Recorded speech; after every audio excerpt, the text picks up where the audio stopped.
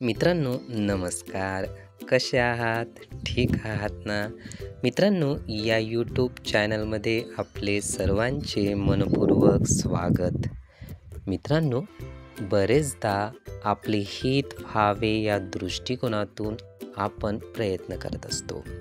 कुठल्याही प्रसंगामध्ये आपलाच लाभ व्हावा याही दृष्टिकोनातून आपण प्रयत्न करत असतो. मग दुसऱ्यांचे अहित झाले तरी चालेल, दुसऱ्यांना वाईट वाटले तरी चालेल, दुसऱ्यांचे मन दुखले तरी चालेल, म्हणून आपण कशाही पद्धतीने आपला लाभ करून घेण्यासाठी कशाही पद्धतीने वागण्याचा प्रयत्न करतो.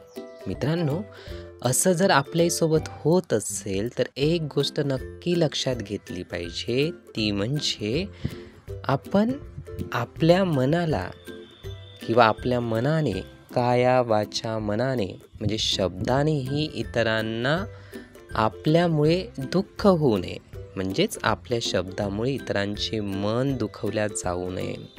ही प्रथमतः मोठी गोष्ट आपण लक्षात घ्यायला पाहिजे. दुसरी गोष्ट आपण लक्षात घेतली पाहिजे, ती म्हणजे आपल्या शरीराने सुद्धा इतरांचे अहित होऊ नये. ही दुसरी गोष्ट खूप महत्त्वाची आहे.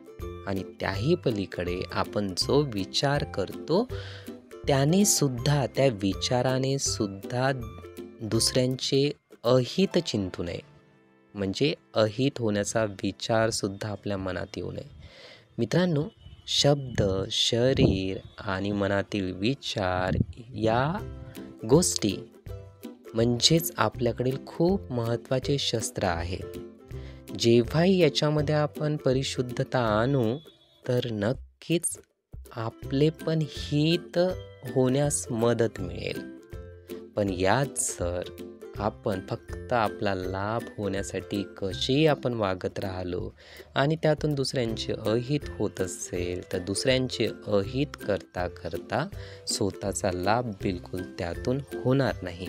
म्हणून ही गोष्ट आपण प्रामुख्याने विचारात घेतली पाहिजे की शब्द, शरीर आणि मन यातील शुद्धता आपले हित करू शकते आणि दुसऱ्यांचे सुद्धा. आणि पूर्ण आयुष्यामध्ये या पद्धतीनेच आपण कृती केली पाहिजे. मित्रांनो, जीवनाला अतिशय सजगपणे अशाच पद्धतीने बघणं आपण शिकलो पाहिजे. ही माहिती, हे विचार आपण नीटपणे ऐकून घेण्यासाठी आणि आपला अमूल्य वेळ देण्यासाठी आपले खूप खूप धन्यवाद. आपले जीवन खूप सुखी, सुंदर, आनंदी आणि यशस्वी होण्यासाठी आपल्याला भरभरून खूप खूप शुभेच्छा.